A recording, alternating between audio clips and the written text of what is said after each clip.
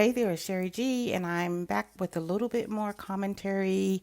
I told you guys that I was going to update you on the young lady, Miss Hall, who unalived three of her children. She stabbed five of them. So I do have some updates on that and some updates on Love and Marriage Huntsville.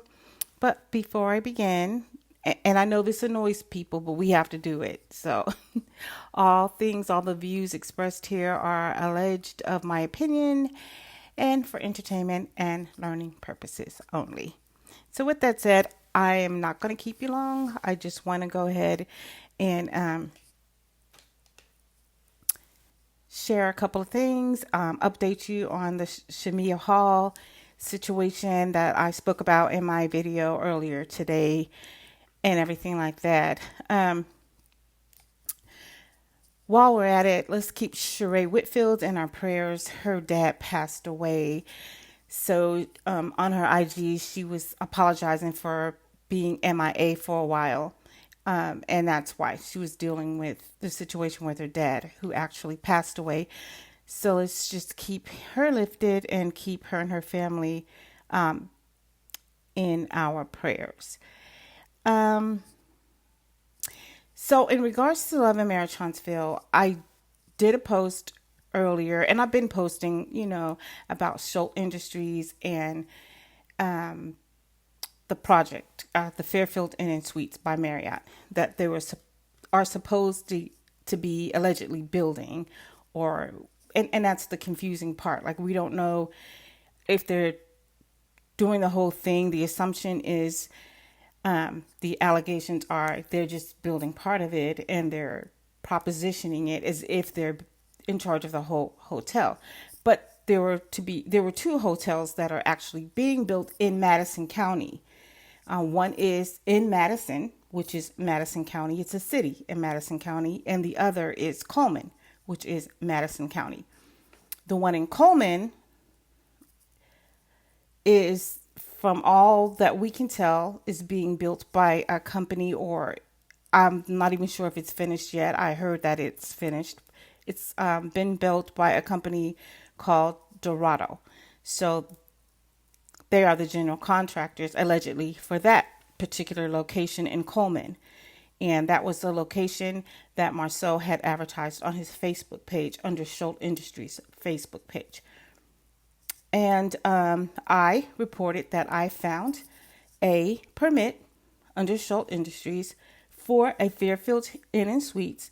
This permit was granted on February 8th, and it was for Madison, the city of Madison, which I just said is also in Madison County.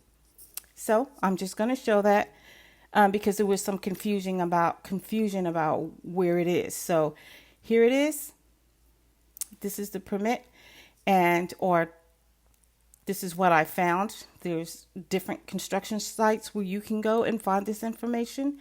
You just have to know where to go to find it. And then this right here is the address. So let me go ahead and show you.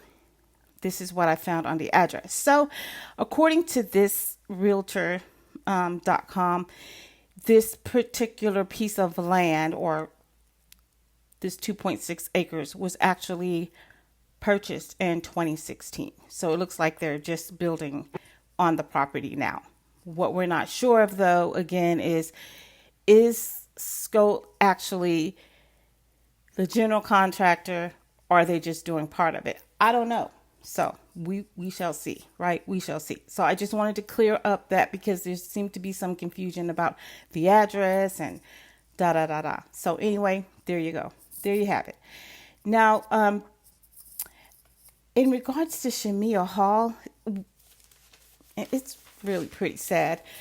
But the updates that I found so far is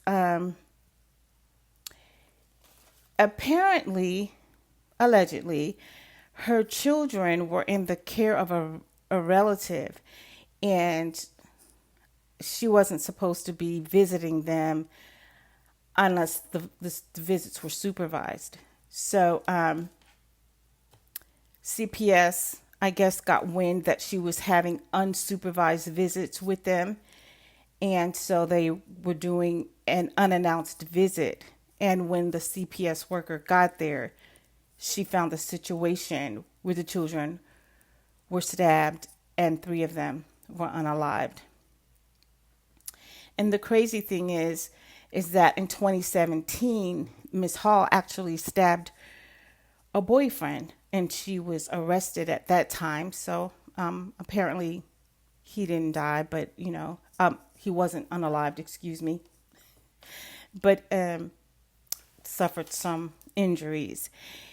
And the other odd thing is that she has a twin sister who in 2022 allegedly stabbed her 7-year-old daughter and unalived her also. So yeah, I was pretty sad, but I know I said I was going to give you guys some updates, and it just caught my attention because she's so young, and not only that, with her twin sister doing the same thing. Something that I saw, to kind of change it up a little bit, right? Let's get into something a little more fun to talk about. But it looks like the OWN network is having a contest. So let me see. I'm going to drop it here in a minute. But let me just find it here. Sure, I can read it to you. Let's see. Oops, I went back too far. Let's see. I'm doing this video tonight because I don't know if I'll be on tomorrow because tomorrow's my birthday. I will be 63 years old tomorrow. So let's see.